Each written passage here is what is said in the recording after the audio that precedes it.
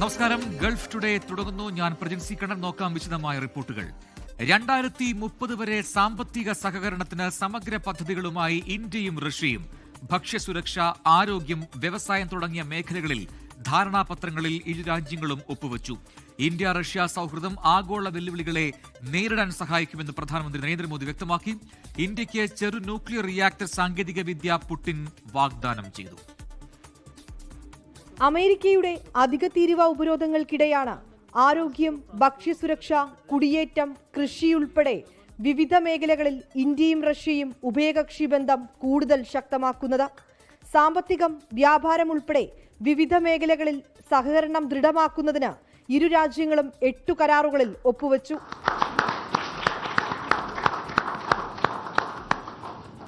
Urea ഉൽപാദനത്തിന് India റഷ്യയുമായി സഹകരിക്കും. റഷ്യയുമായി കപ്പൽ നിർമ്മാണ കരാറുകളിൽ ഒപ്പുവച്ചു. ഇന്ത്യയിൽ പുതുതായി 2 കോൺസുലേറ്റുകൾ ഉദ്ഘാടനം ചെയ്യും.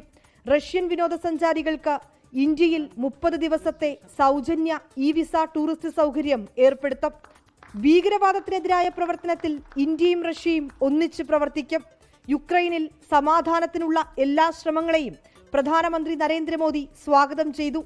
आज हमने इस नींव को और मजबूत करने के लिए सहयोग के सभी पहलुओं पर चर्चा की. आर्थिक सहयोग को नई ऊंचाइयों पर ले जाना हमारी साझी प्राथमिकता है.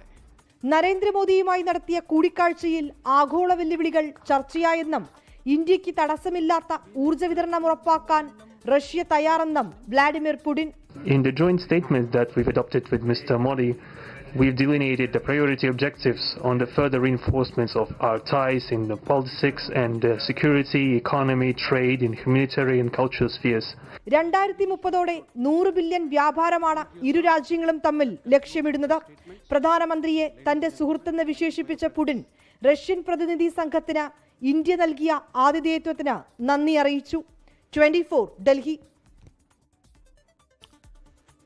തുടർച്ചയായ 3-ാം ദിവസവും യാത്രക്കാരെ വലച്ച് ഇൻഡിഗോ വിമാന കമ്പനി. രാജ്യവ്യാപകമായി 1000-ലേറെ സർവീസുകളാണ് തടസ്സപ്പെട്ടത്. യാത്രക്കാർക്ക് നേരിട്ട ബുദ്ധിമുട്ടിൽ ഇൻഡിഗോ മാപ്പ് പറഞ്ഞു. റദ്ദാക്കിയ സർവീസിന്റെ റീഫണ്ട് നൽകുമെന്നും താമസ സൗകര്യങ്ങൾ ഒരുക്കുമെന്നും ഇൻഡിഗോ വാർത്താക്കുറിപ്പിൽ വ്യക്തമാക്കി. ആഭ്യന്തര അന്താരാഷ്ട്ര സർവീസുകൾ ഉൾപ്പെടെ റദ്ദാക്കിയതോടെ മലയാളികൾ ഉൾപ്പെടെ നിരവധി യാത്രക്കാരാണ് വലഞ്ഞത്. ചെന്നൈ, ഹൈദരാബാദ്, ബംഗളൂരു വിമാനത്താവളങ്ങളിൽ യാത്രക്കാർ കുടുങ്ങി. ഗുവാഹത്തി വിമാനത്താവളത്തിൽ രോഗികൾ ഉൾപ്പെടെ 40ഓളം മലയാളികൾ കുടുങ്ങി. കമ്പനി അധികൃതർ ബദൽ സംവിധാനങ്ങളോ അടിസ്ഥാന സൗകര്യങ്ങളോ ഒരുക്കിയില്ലെന്നാരോപിച്ച് യാത്രക്കാർ വിമാനത്താവളങ്ങളിൽ പ്രതിഷേധിച്ചു. തിരുവനന്തപുരത്തു നിന്നും കരിപ്പൂരിൽ നിന്നും ഉൾപ്പെടെ അന്താരാഷ്ട്ര സർവീസുകൾ തടസ്സപ്പെട്ടതോടെ ജോലിക്ക് കയറേണ്ട യാത്രക്കാർ പ്രതിസന്ധിയിലായി. മുംബൈയിൽ നിന്ന് 100-ലേറെയും ചെന്നൈയിൽ നിന്ന് 20-ലേറെയും സർവീസുകൾ റദ്ദാക്കി. കരിപ്പൂർ വിമാനത്താവളത്തിൽ നിന്ന് 3 അന്താരാഷ്ട്ര സർവീസുകൾ ഉൾപ്പെടെ 4 സർവീസുകൾ തടസ്സപ്പെട്ടു. ഫുജൈറ കണ്ണൂർ വിമാനം റദ്ദാക്കി. Doha Kochi air India express വിമാനം തിരുവനന്തപുരത്തേക്ക് തിരിച്ചുവിട്ടു. ഡൽഹി വിമാനത്താവളത്തിൽ നിന്നുള്ള ഇന്നത്തെ സർവീസുകൾ ഇൻഡിഗോ റദ്ദാക്കി. വിമാനങ്ങൾ റദ്ദാക്കിയതിൽ ഇൻഡിഗോ സിഇഒ പീറ്റർ എൽബർ യാത്രക്കാരോട് ക്ഷമ ചോദിച്ചു. My colleagues, all the great Indigo teams and frontline staff have been working relentlessly to address the situation. Rest assured, we are doing everything in our control to not only restore your trust and belief, but strengthen it further over time. നാളെയും സർവീസുകൾ തടസ്സപ്പെടുമെന്നും ഈ മാസം 10 മുതൽ സാധാരണ നിലയിലാകുമെന്നും IndiGo അധികൃതർ വ്യക്തമാക്കി. News desk 24. IndiGo വിമാന company പ്രതിസന്ധിയിൽ ഉന്നതതല അന്വേഷണം പ്രഖ്യാപിച്ച് കേന്ദ്ര സർക്കാർ. എന്താണ് പിഴവ് സംഭവിച്ചതെന്ന് പരിശോധിക്കും. ഉത്തരവാദികളെ കണ്ടെത്തി നടപടിയെടുക്കുമെന്നും വ്യോമയാന മന്ത്രാലയം വ്യക്തമാക്കി. അതേസമയം ടിക്കറ്റ് നിരക്കുകൾ കുത്തനെ കൂട്ടിയിരിക്കുകയാണ് മറ്റ് വിമാന കമ്പനികൾ. പ്രതിസന്ധി അടിയന്തരമായി പരിഹരിക്കാൻ അവധി മാനദണ്ഡങ്ങളിൽ DGCA ഇളവ് നൽകി. ഡൽഹിയിൽ നിന്ന് കൊച്ചിയിലേക്ക് ഇന്ന് 40,000-ന് മുകളിലാണ് ടിക്കറ്റ് നിരക്ക്. തിരുവനന്തപുരത്തേക്കാണെങ്കിൽ അത് 30,000-നടുത്താണ്. നാളെയാണെങ്കിൽ 25,000-ആണ് ഇപ്പോഴത്തെ നിരക്ക്. മുംബൈയിൽ നിന്നും ബംഗളൂരുവിൽ നിന്നുമെല്ലാം ഇതുതന്നെ അവസ്ഥ. തിരക്ക് കൂടിയതോടെ വിമാന കമ്പനികളെല്ലാം നിരക്ക് കുത്തനെ കൂട്ടി. दिक्कत बाहर काम करने आए, अभी क्या करेंगे, जो भी पगार सब चला गया टिकट का पीछे. अभी इमरजेंसी ट्रेन में जाएंगे तो हम लोग को 2 दिन जाता है. അനന്തമായി വിമാനം വൈകുമ്പോഴും യാത്രക്കാർക്ക് പ്രത്യേകം സൗകര്യങ്ങളൊന്നും നൽകാൻ ഇൻഡിഗോ തയ്യാറായിരുന്നില്ല. ഇൻഡിഗോയുടെ കുത്തകവൽക്കരണമാണ് സ്ഥിതി മോശമാക്കിയതെന്നും സാധാരണക്കാരനാണ് ഇതിന് വില നൽകേണ്ടി വന്നതെന്നും രാഹുൽ ഗാന്ധി പറഞ്ഞു. പൈലറ്റുമാരുടെ സമയക്രമത്തിൽ DGCA ചില ഇളവുകൾ ഇന്ന് പ്രഖ്യാപിച്ചു. ഇന്ന് അർദ്ധരാത്രിയോടെ പ്രതിസന്ധി തീർക്കണമെന്നും DGCA ഇൻഡിഗോയോട് ആവശ്യപ്പെട്ടിട്ടുണ്ട്. കഴിഞ്ഞ വർഷം ജനുവരിയിലാണ് പൈലറ്റുമാരുടെ സമയക്രമത്തിൽ DGCA പുതിയ ചട്ടം അവതരിപ്പിച്ചത്. ഇത് നടപ്പാക്കാൻ 2 വർഷത്തോളം സമയവും നൽകി. എന്നിട്ടും ഈ വിധമൊരു പ്രതിസന്ധിയിലേക്ക് തള്ളിവിട്ടതിൽ ഇൻഡിഗോയുടെ ന്യായവാദങ്ങൾക്ക് ശക്തി പോരാ. മുംബൈയിൽ നിന്നും വരുൺ വടശ്ശേരിക്കൊപ്പം ശ്രീനാഥ് ചന്ദ്രൻ, 24.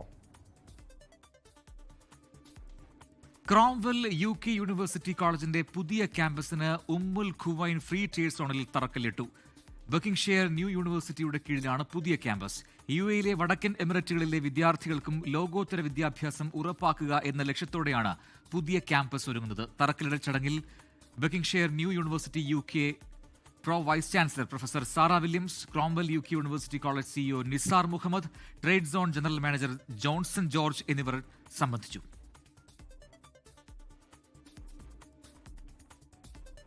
UAEയിലെ നമ്പർ 1 ഓട്ടോ പാർട്സ് ഡീലേഴ്സായ പ്രീമിയർ ഓട്ടോ പാർട്സ് സ്പോൺസർ ചെയ്ത് UAEയുടെ 54ാമത് ദേശീയ ദിനത്തോടനുബന്ധിച്ച് നടന്ന യൂണിറ്റി ഫോർമേഷൻ 2025 ഗിന്നസ് റെക്കോർഡിൽ ഇടം നേടി. 603 കാറുകൾ അണിനിരന്ന് വേൾഡ് ലാർജസ്റ്റ് കാർ സെന്റൻസ് എന്ന ടൈറ്റിലാണ് നേടിയത്. ചടങ്ങിൽ ഗിന്നസ് റെക്കോർഡ് പ്രതിനിധി സർട്ടിഫിക്കറ്റ് കൈമാറി. Premier auto parts MD Shanavas ചടങ്ങിൽ പങ്കെടുത്തു. US ആസ്ഥാനമായുള്ള ഗ്ലോബ് ടോപ്പറും ലുലു എക്സ്ചേഞ്ചും സഹകരണ കരാറിൽ ഒപ്പുവെച്ചു. ഉപഭോക്താക്കൾക്ക് മെച്ചപ്പെട്ട ഡിജിറ്റൽ സേവനങ്ങളും ഗിഫ്റ്റ് കാർഡുകളും സിം മൊബൈൽ ഡേറ്റ സേവനങ്ങളും ലഭ്യമാക്കുന്ന കരാറിലാണ് ഒപ്പുവെച്ചത്. ലക്ഷക്കണക്കിന് ഉപഭോക്താക്കൾക്ക് കൂടുതൽ സുരക്ഷിതവും സുതാര്യവുമായ ഇടപാടുകൾ നടത്താൻ സഹകരണം സഹായകമാകും. 65ലേറെ രാജ്യങ്ങളിലായി 4000-ലധികം ഡിജിറ്റൽ ഗിഫ്റ്റ് കാർഡ് ബ്രാൻഡുകളിലേക്കുള്ള പ്രവേശനം എളുപ്പമാക്കും. 120ലേറെ രാജ്യങ്ങളിൽ ഉപയോഗിക്കാവുന്ന സിം മൊബൈൽ ഡേറ്റ സേവനങ്ങൾ UAE നിവാസികൾക്കും യാത്രക്കാർക്കും തടസ്സങ്ങളില്ലാത്ത മൊബൈൽ കണക്ടിവിറ്റി എന്നിവയും ലഭ്യമാക്കുമെന്ന് ഗ്ലോബ് ടോപ്പർ സ്ഥാപകനും CEOയുമായ ക്രേഗ് സ്പാൻ പറഞ്ഞു. കൊല്ലം മൈലക്കാട് നിർമ്മാണത്തിലിരിക്കുന്ന ദേശീയപാതയുടെ സംരക്ഷണ ഭിത്തി തകർന്നു വീണു. സമീപത്തെ സർവീസ് റോഡും പൂർണ്ണമായി ഇടിഞ്ഞു. തലനാരിഴയ്ക്കാണ് വൻ ദുരന്തം ഒഴിവായത്. സംഭവത്തിൽ മന്ത്രി PA മുഹമ്മദ് റിയാസ് പൊതുമരാമത്ത് വകുപ്പ് സെക്രട്ടറിയോട് റിപ്പോർട്ട് തേടി. അപകടത്തെക്കുറിച്ച് അന്വേഷണം നടത്തുമെന്ന് ദേശീയപാത അതോറിറ്റി റീജിയണൽ ഓഫീസർ അറിയിച്ചു.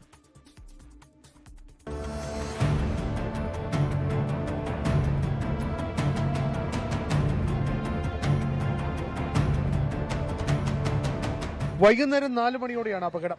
ദേശീയപാത ഇടിഞ്ഞു താഴ്ന്ന സർവീസ് റോഡിലേക്ക് മണ്ണ് വീണതിനെ തുടർന്ന് ഇതുവഴി കടന്നു പോവുകയായിരുന്ന വാഹനങ്ങൾ റോഡിൽ കുടുങ്ങി. സ്കൂൾ ബസ് ഉൾപ്പെടെയുള്ള വാഹനങ്ങൾക്ക് മുകളിലേക്ക് മണ്ണും കോൺക്രീറ്റ് പാളികളും പതിക്കാതിരുന്നതിനാൽ വൻ ദുരന്തമാണ് ഒഴിവായത്.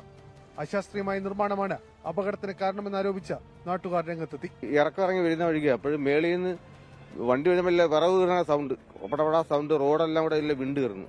അപ്പോഴത്തെ ഞാൻ വണ്ടി സൈഡിലോട്ട് ഒതുക്കി. പിള്ളേരെല്ലാം നിലവിളിയായിരുന്നു. നമ്മൾ ആദ്യം വിചാരിച്ച് വണ്ടിയുടെ എന്തോ പ്രശ്നമാണെന്ന്. സ്ലോ ചെയ്തപ്പോൾ എന്റെ വണ്ടി ഒരു വശം കൊണ്ട് അങ്ങ് പൊങ്ങാൻ തുടങ്ങി. ഇതൊക്കെ പെട്ടെന്ന് വണ്ടി ബ്രേക്ക് ഇട്ട് ഇറങ്ങി ഓടി. കരാർ കമ്പനിക്കും ദേശീയപാത ഉദ്യോഗസ്ഥർക്കും നേരത്തെ തന്നെ പരാതി നൽകിയെങ്കിലും നടപടി ഉണ്ടായില്ലെന്ന സ്ഥലം MLA. തുടക്കം മുതൽ തന്നെ നമ്മൾ കേരളത്തിൽ ഈ പൊതു ആവശ്യം വന്നതാണ്. എസ്റ്റിമേറ്റ് കോസ്റ്റ് ഒരുപാടാവുമെന്ന് പറഞ്ഞുകൊണ്ട് NHAI കമ്മിറ്റ് ചെയ്യുന്നതാണ്. ഗവൺമെന്റും ഇത് ശ്രദ്ധയിൽപ്പെടുത്തിയിട്ടുള്ളതാണ്. അന്വേഷണം പ്രഖ്യാപിച്ച ദേശീയപാത അതോറിറ്റി ഉടൻ തന്നെ റോഡ് നിർമ്മിക്കുമെന്നും അറിയിച്ചു. Very sad this incident has occurred. Unfortunate. Getting it investigated पूरा in detail. Give us some time. हम लोग इसको investigate करके we'll get back to you on this thing. Yes, obviously we'll rebuild it. Obviously we'll not leave it as it is. We'll definitely take corrective measures and build a better one. അപകടത്തിൽ ജില്ലാ collector അടിയന്തര യോഗം വിളിച്ചു.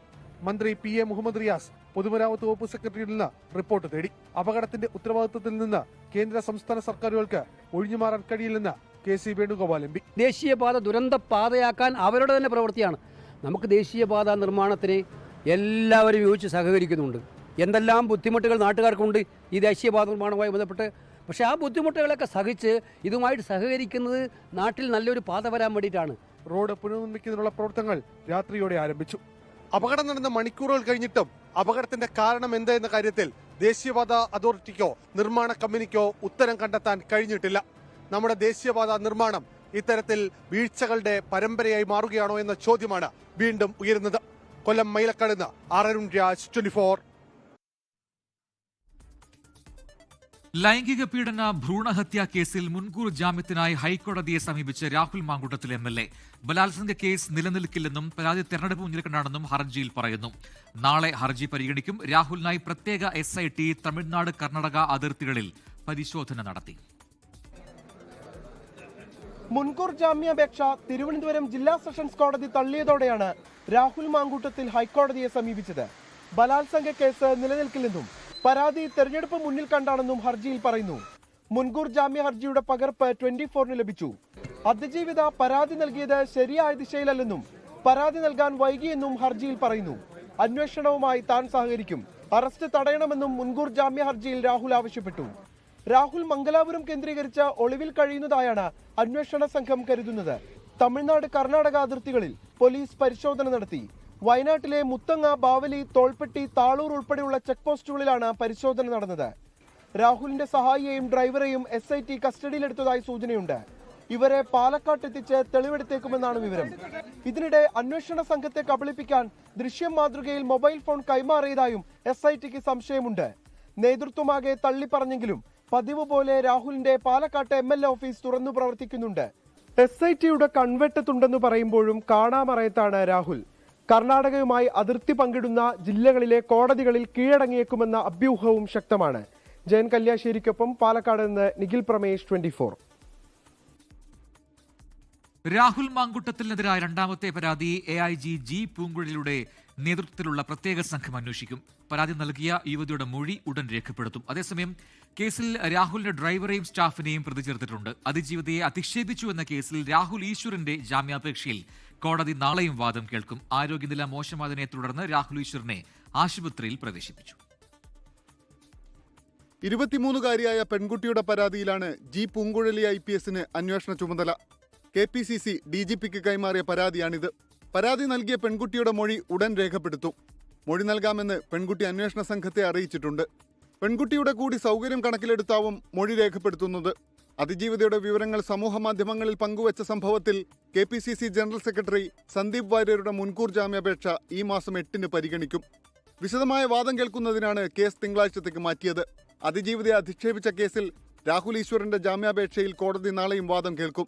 YouTube വീഡിയോയിലൂടെ FIR വായിക്കുക മാത്രമാണ് ചെയ്തതെന്ന് രാഹുലിന്റെ അഭിഭാഷകൻ കോടതിയെ അറിയിച്ചു.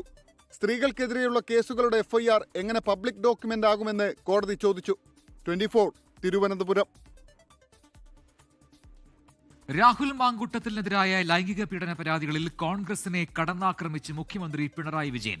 രാഹുലിന്റെ ലൈംഗിക വൈകൃതങ്ങൾ അറിഞ്ഞിട്ടും കോൺഗ്രസ് നേതൃത്വം നടപടിയെടുത്തില്ലെന്ന് മുഖ്യമന്ത്രി വിമർശിച്ചു. എന്നാൽ രാഹുൽ മാങ്കൂട്ടത്തിലിന്റെ അറസ്റ്റ് വൈകിക്കുന്നത് തദ്ദേശ തെരഞ്ഞെടുപ്പ് മുന്നിൽ കണ്ടാണെന്ന് പ്രതിപക്ഷ നേതാവ് VD സതീശൻ വിമർശിച്ചു. പീഡനത്തിനിരയായ അതിജീവിതയിൽ നിന്ന് പരാതി സ്വീകരിച്ച് നടപടിയെടുത്തെങ്കിലും രാഹുൽ മാങ്കൂട്ടത്തിനെതിരായ പരാതികളിൽ മുഖ്യമന്ത്രി പ്രതികരിക്കുന്നത് ഇതാദ്യമാണ്.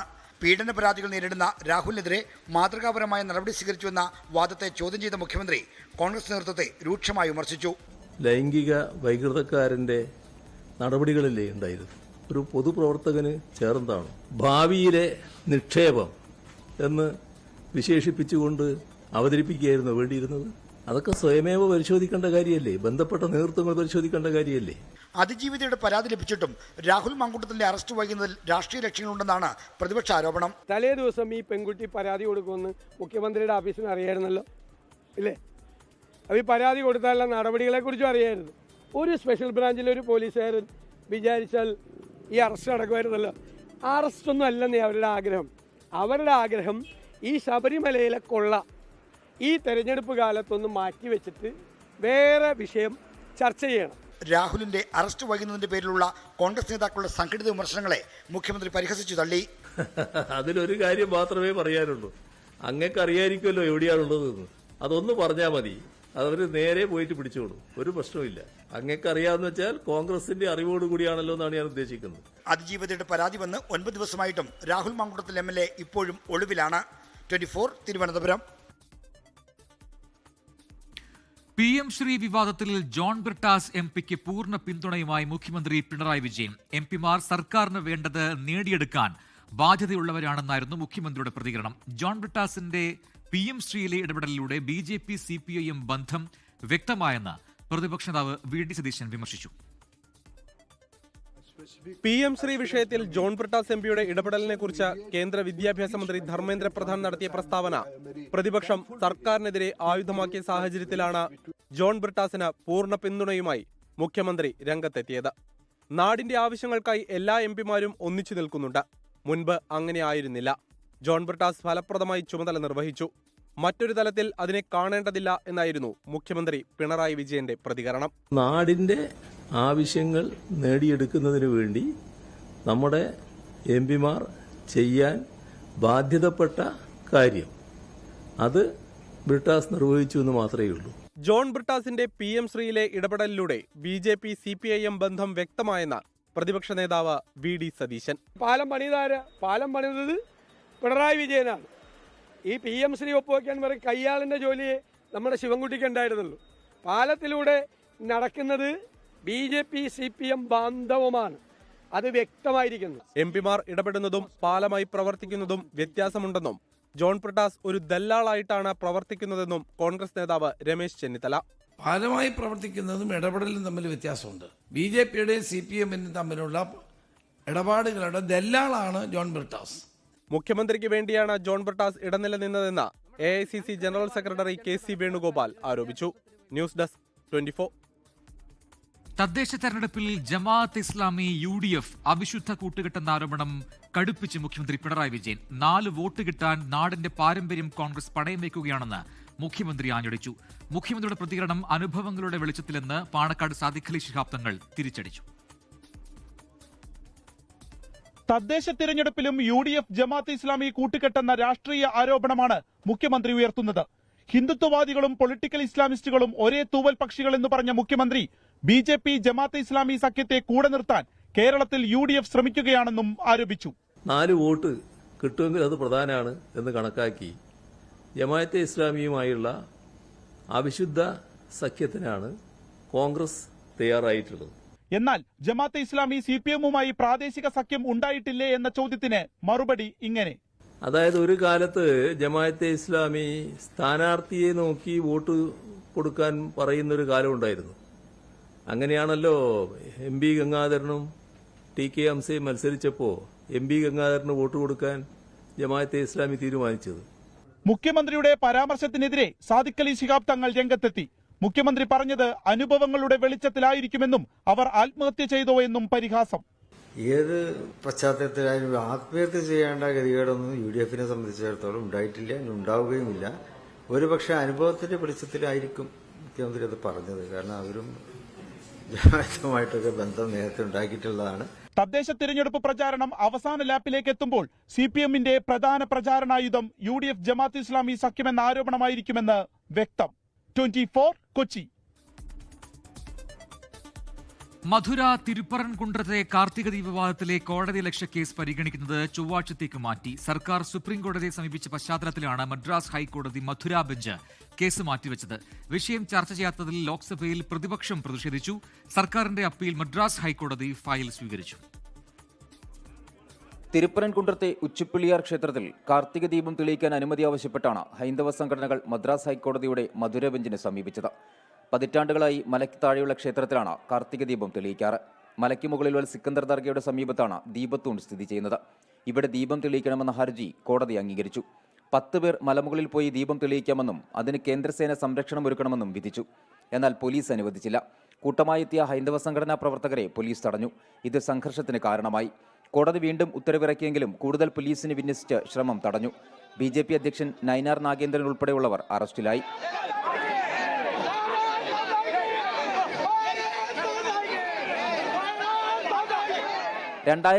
ലെ ഹൈക്കോടതി വിധിയാണ് സർക്കാർ പാലിക്കുന്നതെന്ന് നിയമമന്ത്രി S രഘുപതി പ്രതികരിച്ചു. ഹൈക്കോടതി ഡിവിഷൻ ബെഞ്ചിന്റെ വിധിക്കെതിരെ സിംഗിൾ ബെഞ്ചിന് വിധി പുറപ്പെടുവിക്കാനാവില്ലെന്ന് കാണിച്ച് സർക്കാർ സുപ്രീം കോടതിയെ സമീപിച്ചു. ഇതോടെയാണ് കേസ് പരിഗണിക്കുന്നത് ജസ്റ്റിസ് GR സ്വാമിനാഥൻ മാറ്റിയത്. സിംഗിൾ ബെഞ്ച് വിധിക്കെതിരെ സർക്കാർ നൽകിയ അപ്പീൽ മദ്രാസ് ഹൈക്കോടതി ഫയലിൽ സ്വീകരിച്ചു. വിഷയം സഭ നിർത്തിവെച്ച് ചർച്ച ചെയ്യണമെന്നാവശ്യപ്പെട്ട് പ്രതിപക്ഷ MPമാർ ലോക്സഭയിൽ നോട്ടീസ് നൽകിയെങ്കിലും സ്പീക്കർ തള്ളി. ബഹളത്തെ തുടർന്ന് ലോക്സഭ നിർത്തിവെച്ചു. TR ബാലു MP യാണ് വിഷയം ഉന്നയിച്ചത്. DMK ജനങ്ങളുടെ ക്ഷമയെ പരീക്ഷിക്കുകയാണെന്നും എല്ലാ കാലവും അടങ്ങിയിരിക്കില്ലെന്നും BJP നേതാവ് K. അണ്ണാമലൈ പറഞ്ഞു. 24 ചെന്നൈ. ബുള്ളറ്റിൻ പൂർത്തിയാവുന്നു. ലോകത്തെവിടെയായാലും ഏത് സമയത്തും 24 വാർത്തകളും ഓഗ്മെന്റഡ് റിയാലിറ്റി പാക്കേജുകളും എക്സ്പ്ലെയിനറുകളും വിശദമായി കാണാൻ ഞങ്ങളുടെ YouTube ചാനൽ നിങ്ങൾക്ക് സബ്സ്ക്രൈബ് ചെയ്യാം.